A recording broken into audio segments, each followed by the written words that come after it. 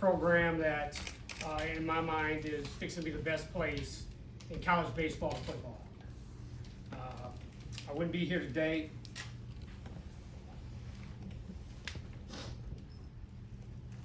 without my wife and my family. So I want to thank them. I also want to thank President Moorhead and our Director of Athletics, Josh Brooks, for giving me this opportunity. And then I also have to thank Scott Woodward and Jay Johnson at LSU for, being patient during this time. It's a transition. We're trying to win a national title there. We're in Omaha. We're in a good spot. But that's something I want to do here as well. So with that, I'll open up for some questions. We've got a couple of mic holders, so just raise your hand and get a mic over to you. Coach, obviously, like I said, you're getting ready to help LSU, go to the World Series. I'm assuming you've done a lot of multitasking since you've, been named head coach. Can you kind of give an example of how that's been going? Kind of what has your average day been like since you took over the head coaching job here? Yeah, I'll tell you exactly how it's been. I wake up really early. I go to bed really late, and I drink a lot of caffeine in the middle. But actually, what happened, I actually sat down and wrote out my days how they need to, because I still, like I said, I'm trying to lead those young men to a national title. And so I wake up, first thing I would do was from roughly about 5 to 8.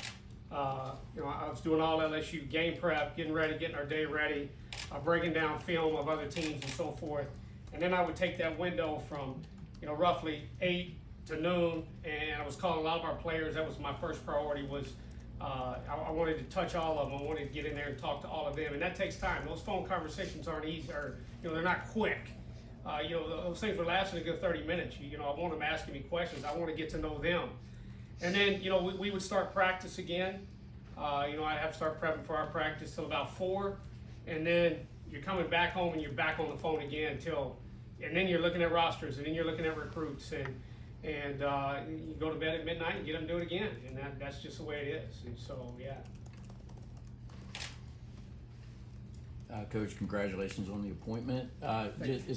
Can you let us know, do you have any ties to the Georgia area, and what's kind of your philosophy on recruiting, and do you feel pretty confident about that piece of the job? Here's a fun fact: I was born in Atlanta, Georgia, so know the area well. Know a lot of the coaches. Obviously, coached and recruited for a long time.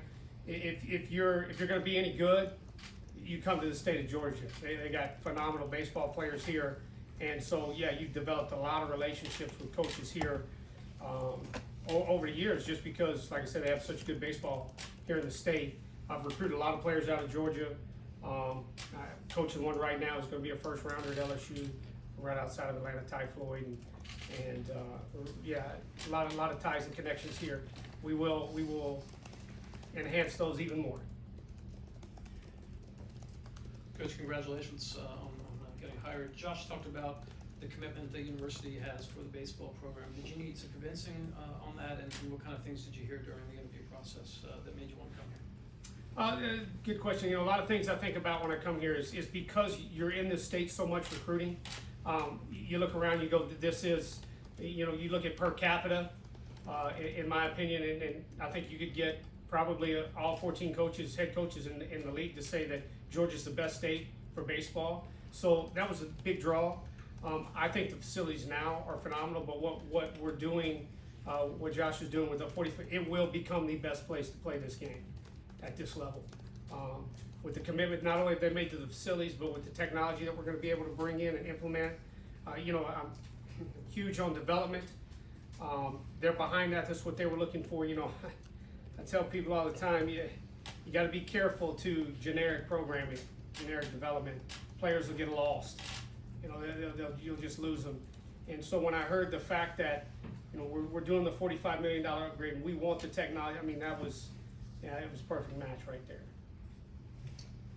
Obviously, you've got an interesting, unique background, having coached at both the collegiate and professional levels.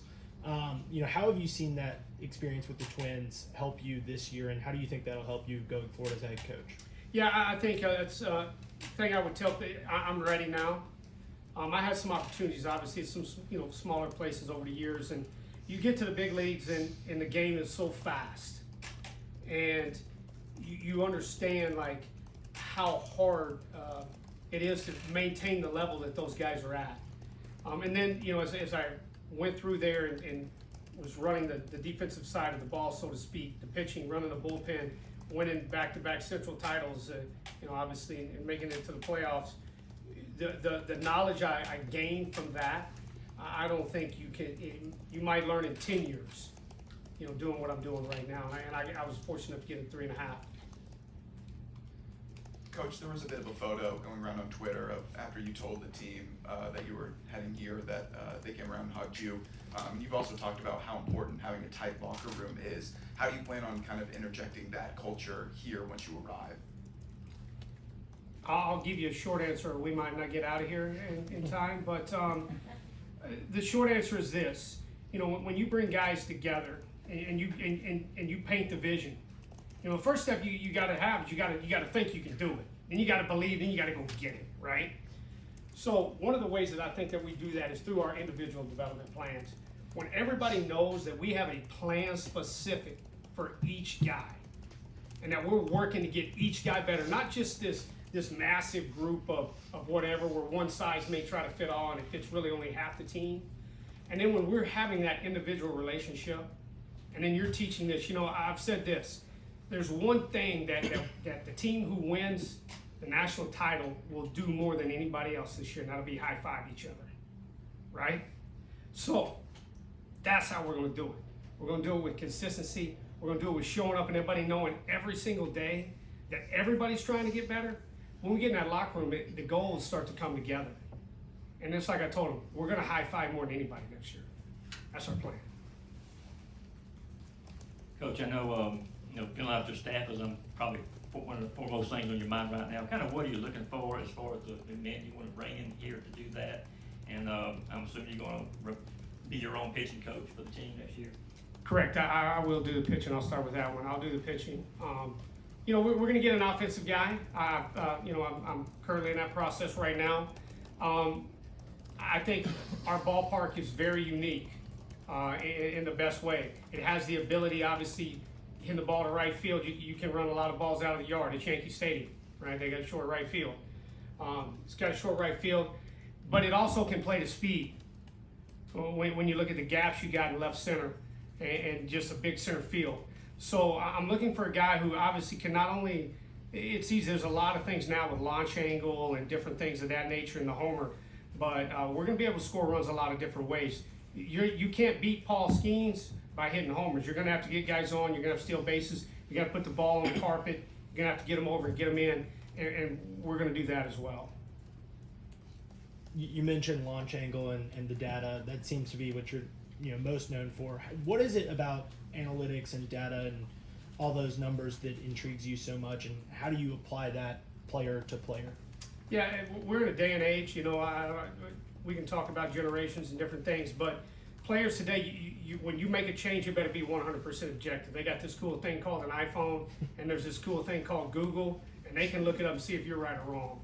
And so when I talk to, as I've talked to all our players and told them when I first met with them, when we make changes, it's going to be objective. It's not going to be subjective. It's not going to be my eye just doesn't like the way your swing looks. If it's working, we're going to go with it. We're going to enhance that process. And so that's what data does for you. Data also helps you build that relationship with that player.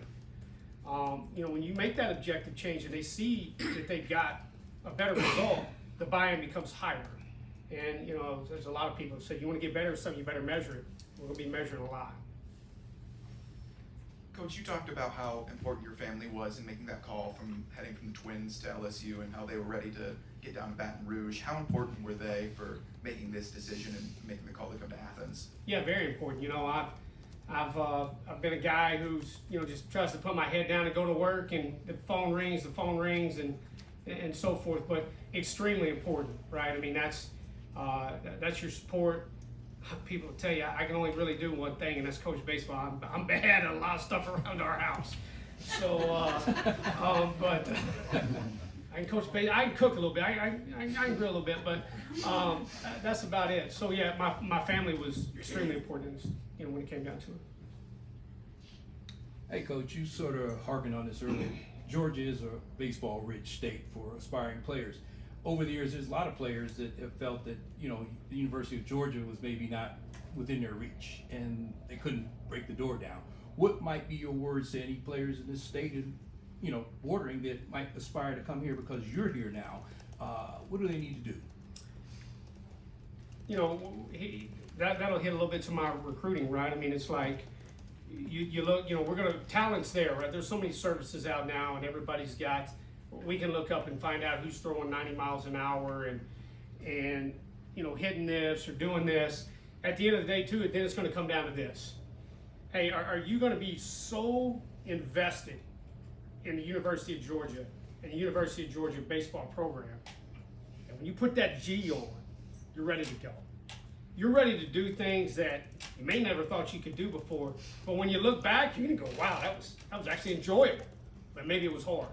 That's what I'm looking for. I'm looking for people who, when they put it on, they're ready to go. They know that they're not only representing themselves, but the university and a great baseball program. And we're going to do some things that haven't been done here in a while. And if they can do that and do it and know that at the end of the day, they're so bought in, and like I say, they're doing things that most people look at, man, you guys are pushing me. There ain't no way I do that. Oh no, I actually enjoy it. That's what I'm looking for. More recruiting related questions. First, as far as the improved facilities, the pitching lab, everything's being built, how much is that going to help your job as a recruiter, your assistant's job, and also transfer portals? Obviously, you're saying, how active do you anticipate being involved in that? I'll start with the portal first. I mean, I don't think you can be, unfortunately, the way the game is going, not only in our sport, but in all sports, you're going to have to be active in the portal. It just is what it is. I'm more so on that side of things. But when you look at recruiting, anytime facilities are improved, it should help. But at the end of the day, we should be selling a product, and we are selling a product that shows that we're not only developing them on the baseball field, and we're going to do it better than anybody in the country, but we're developing them as men, as student athletes. They're going to walk out of here with a degree, and they're going to be, whether if they get the chance to play professional baseball, outstanding. But if they don't, they're walking out here with a degree that's got Georgia on it, and that's going to open a lot of doors for them. And so it's when you look at recruiting in every aspect from facilities, yes, they're all there, and we'll have them all now. But at the end of the day, you still have to let them know how you're going to develop them and turn them into a better baseball player and a better man. Obviously, a lot of people have TrackMan technology. If you could point, I guess ask you to sell yourself here a little bit. You've had an incredible record with pitchers in producing early round selections. If you could put your finger on, if you're explaining to somebody, what has been your knack for doing that? What are you able to do to make that happen? I'll tell you what people think. Maybe I should say that. Velocity. I've increased players' velocity on the mound. That track record's out there, and you can obviously look that up and see. But that's what probably, and TrackMan's a big part of that. Force play mounds and so forth. There's a lot of technology we use, but at the end of the day, it comes down to everybody's going to say velocity. What's your impressions of the roster you're taking over from going up against Georgia at the end of the season? And have you had a chance to have a conversation with Charlie Condon? What kind of building block is he? Well, I've had a couple conversations with Charlie. Guy's got a guy that could be the best right-handed hitter in college baseball next year. Not that he's not one of them this year. I've had, obviously I'll start with Charlie on that and work backwards. But Charlie, he's doing great. He's in the Cape right now. As everybody obviously already knows, he's up for Team USA, and he'll go out there and hopefully have a good showing and represent our country. But the roster, everybody in the SEC's got talent on rosters. Doesn't matter where you finish or who you are. Everybody's got talent. We've got talent here. We need, we're working some things and working through the roster right now. But yeah, we have some. We got some guys. That the draft's going to be a concern. We'll see how that plays out. It's an imperfect science. It's really hard to, young men come up with numbers and so forth of what it's going to take, and You talk to teams one day and they're nowhere near, and then the next day, oh, they're. So we'll get through that. You know, the draft this year is obviously a little later, starts July 9th. But yeah, the roster right now it's in good shape. It's fine. Coach, you talked about the state of Georgia as being talent rich, and you've lived in a few different SEC towns, but what about Athens outside the University of Georgia may have helped sell you to move your family here? I've been on record working at other universities, so this is not just because I'm in this room. I've said this is the best campus in the SEC. I've been to them all. I've said it's the best campus in the SEC. It checks every box from you're here, you know, student experience, obviously degrees, the university, but student experience, facilities, I mean, everything, and it's only getting better. So there's a lot of things that draw you to this town. Coach, I know before this season you were talking to a few people saying you just said Athens one of the best campuses. You were also saying LSU is one of the best programs. What did you learn over your time with Rocco and with Jay that you think you can take this program to be one of the best, to match that one of the best campuses in the country? I could talk about Rocco for you've asked a couple questions that we could be in here a long time. Rocco's like a brother to me. We still talk and communicate at times and text and so forth. And so, man, I don't even know where to start with what I learned from Rocco. That list is so long. I think the biggest thing, you know, I'll tell you this. If I had to narrow down one thing that I think I'll always take away from Rocco is his ability to understand hard losses and how to react to them. We were in a pennant race in 19, to give you an example, and we had it tough, and I want to go through the whole situation. And this guy went into that locker room and touched every guy. And got him going. And we turned it around. I can tell a lot of stories about that, but just the ability how to handle tough losses and the ability to go in and get guys back up, because everybody thinks, you know, you see these guys on TV and they're robots and they're superhuman, and man, they're human beings, man. They got a mind, they got a brain, they deal with stuff just like everybody else. Just because they're making millions of dollars doesn't mean that they're not. And so I would say that the relationship side that Rocco has with every player in his locker room is something that I'll take away and do it. And he's been successful, extremely successful. Manager of the year. I mean, come on, this guy's a rock star. Jay's recruiting aspect from the head coaching position is like nobody I've ever seen.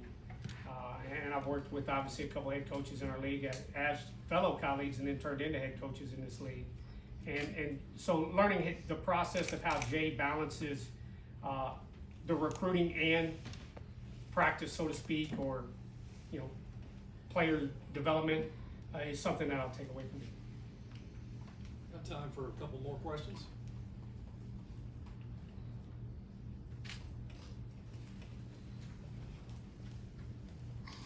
Just real quick, I'm interested in the logistics. I mean, obviously you had to get over here today. You'll have to get back.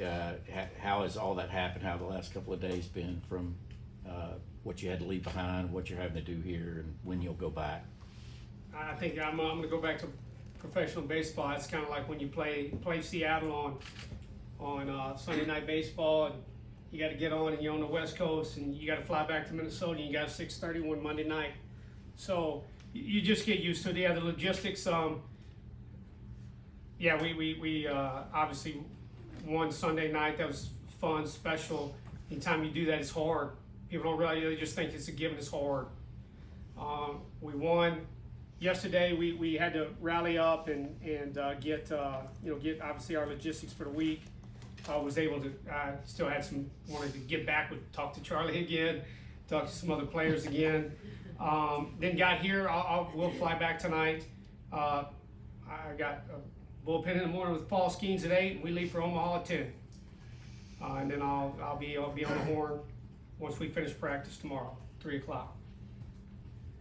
Coach, you touched on how highly you think of the SEC in general and how you think this is one of the league just below the majors. I wanted to ask, how important was it for you to take a job in the SEC, and then why this program specifically?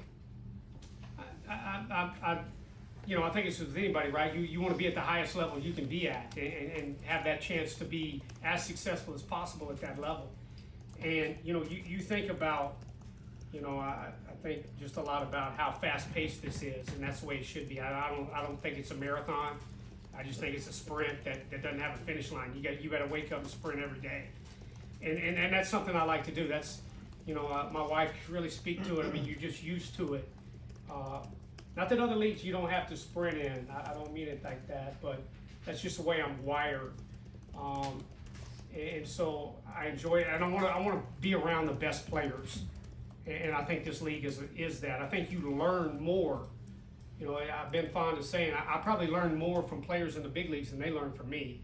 Just seeing how they react. I've learned more from Paul Skeens than he's probably learned from me. You get around great people and great players, you're going to learn a lot, or you should be learning a lot, in my opinion. And so I don't ever want to lose that. I want to constantly be learning. I think that this place is, you know, as I've already spoke to, I mean, with what Josh is doing with facilities and what's already in place, we will make this the best place to play college baseball. Thank you, Coach. Thanks again, everybody, for coming.